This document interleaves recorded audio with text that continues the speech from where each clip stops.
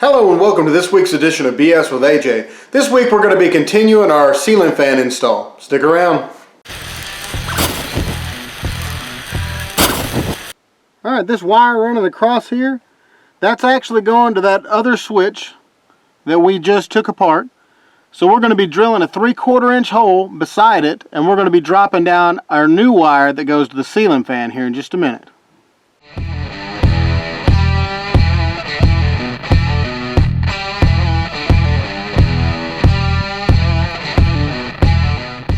Alright, now what we're going to do is take our glow-in-the-dark fish sticks. We got them all put together. It's 8 foot in length all together. And we're going to take it and stick down that 3/4 inch hole.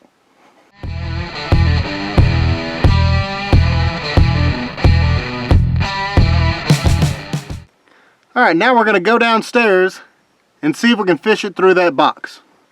Alright, now that you've got your fish stick down through your hole and your junction box, you're going to want to take a piece of rope or string, whichever you've got, and on the end here of it, it's got a little eye loop, and I put my string through that and I tied about 2 knots on it to make sure it's going to stay good.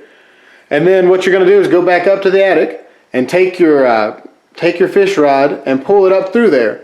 Make sure your rope is long enough, because as you pull it up, your rope's going to go up through the wall. And what you're going to want to do is pull it up until you get the end of the rope up through the hole. And once you're ready to pull your wire back down, you're going to tie your wire to your rope, tape it on there real good with electrical tape, and then you'll come downstairs and pull the rope until your wire comes out to the length you need it. Alright, now what we're going to do is go ahead and grab that fish rod that we have stuck down through the hole and go ahead and pull it up until our rope comes through the hole with it.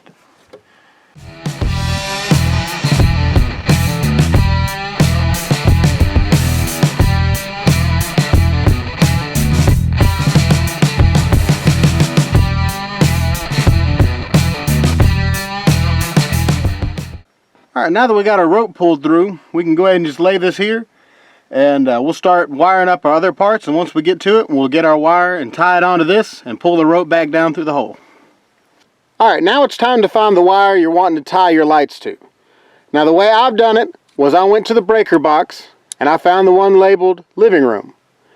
Alright, now then I had somebody down at the breaker box to turn it off when I told them to.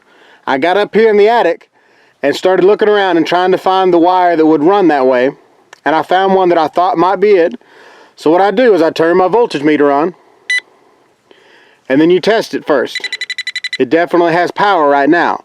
And then you want to call down to them and tell them to turn that breaker off. And once they have it off and you test it again, this should stay green. If it does not stay green, that's not your right wire. You want to try a different one until you find that wire whenever you turn that breaker off. Now I've already had this figured out while I had some help before, so I know this is the right wire. I tested this now to show you that it's still on, and now I'm going to go down to the breaker and turn it off, and then I'll test it again to show you what it's supposed to look like when there's no power to it. Alright, I went downstairs and turned the breaker off. Now we're going to test it to make sure it doesn't have any voltage to it. And as you can see, the light's staying green, so that means there's no voltage, there's no power going to this. Alright, now what we're going to do is go ahead and take this junction box right here and attach it to this 2x4. And once we get that done, we're going to go ahead and splice this wire in here and start running our power to our ceiling fan.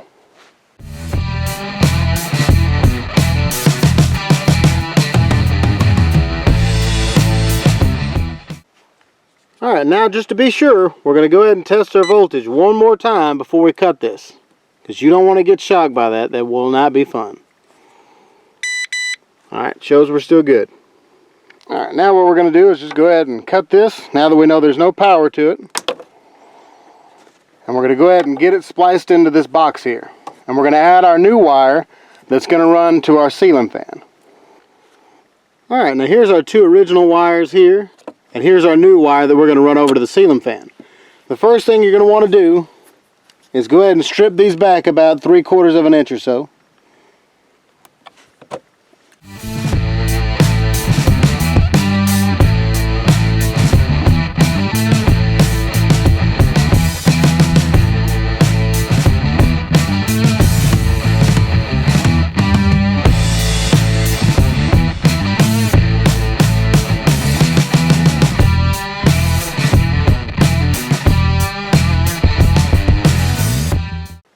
Alright, now what we're going to do is just go ahead and connect all the whites together and then connect all the blacks together. So we'll take them all three of them, line them up here,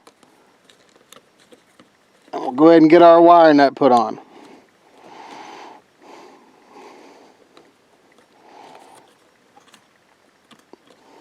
I'll make sure they're all in there good. Alright. Then we'll do the same thing to our black wire here.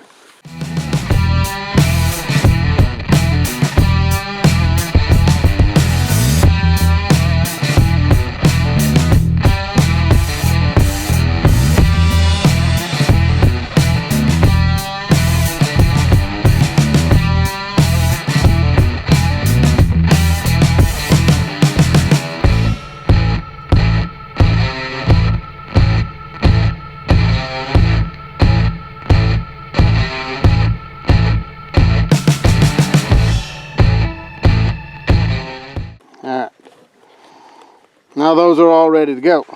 Now I'm sure you've noticed my old wires here don't have a ground wire, but the new wire that I'm adding here does.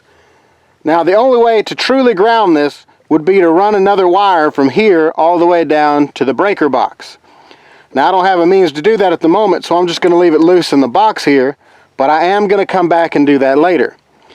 So right now, what I'm going to do from here on out, I'll be hooking the grounds all together, and I'll be attaching it to the boxes and everything, make sure it's all perfectly ground, so that when I come back and run this wire, all I have to do is connect to here, and then run straight down to the breaker box. Alright, so once you have all that done, and you have all your wires run you need, what you're going to do is go ahead and take your box top, and put right on here, and screw it all down. That way nothing can touch these wires.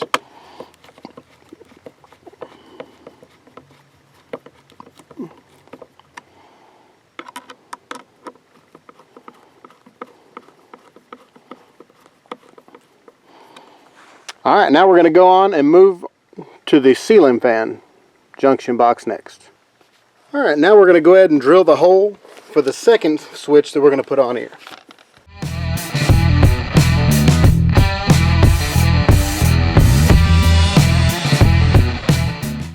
Alright, now that we have our hole drilled, we're going to go ahead and take our glow-in-the-dark fish stick and go ahead and stick it down the hole. We have somebody down at the bottom to grab it.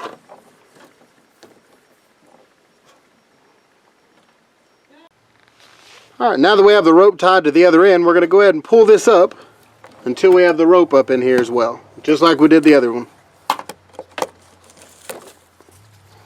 Alright, here's our rope. Now we're going to go down to the bottom and tie the wire to it and go ahead and pull the wire for both these switches.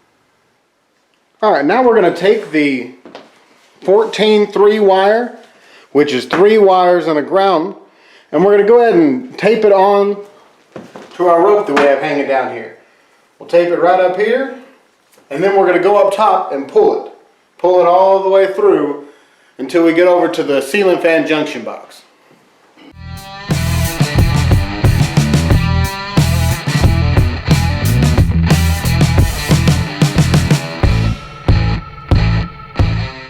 Alright, now what we're going to do is go ahead and pull this rope right here until we get our wire all the way up through the hole. We're going to run it over to our junction box then.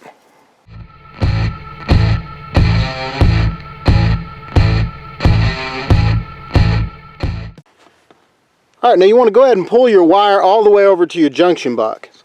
And it's a good idea to make sure that you pull it past the box to make sure that you have plenty of wire. It's better to have too much than to not have enough.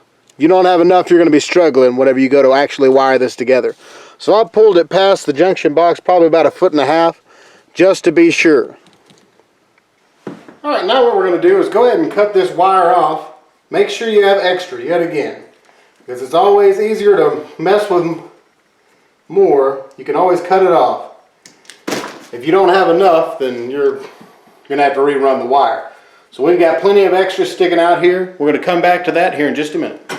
Alright, now we're over here at our other plug, and we're going to do the same thing. We're going to go ahead and take that tape, and we're going to tape the rope to the wire right here, and feed it on up through and get it over to the ceiling fan junction box.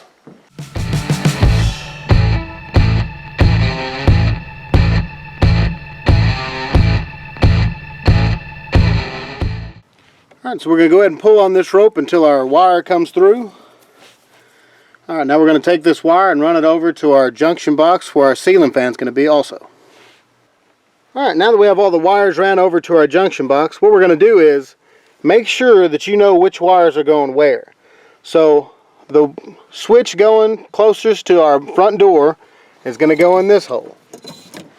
And then we have to have the power going in this hole, which is a yellow cord. So you'll definitely be able to tell the difference here. And then this is the switch that goes to the door. It goes to the other one.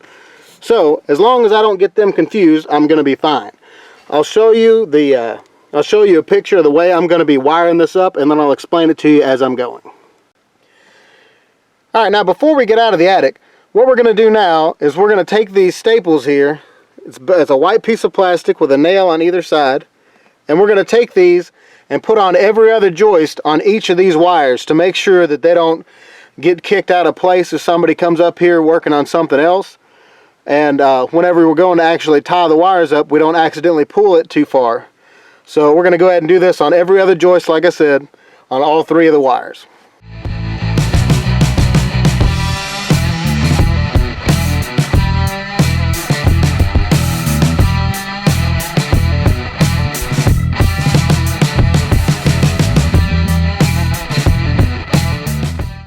Hey guys, we had to split this into one more video, so make sure you come back next week as we start wiring everything together.